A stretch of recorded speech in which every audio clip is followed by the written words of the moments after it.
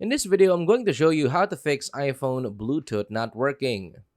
There are times Bluetooth not connecting with new devices such as earphones or other devices, so here's how to fix it. First, turn Bluetooth off and on. Go to Settings, Bluetooth, then toggle it off, wait for a few seconds, then turn it back on. Second, restart your phone. Hold on the power button, then slide to power off. Turn it back on and try again. Third, forget and reconnect device. Go to Settings, then Bluetooth.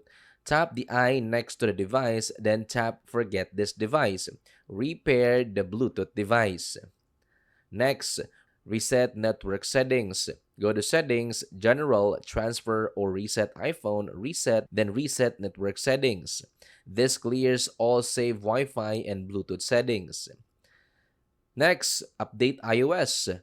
Go to Settings, General, then Software Update. Install any available updates. And lastly, check the Bluetooth device. Make sure it's charged in pairing mode and not connected to another device.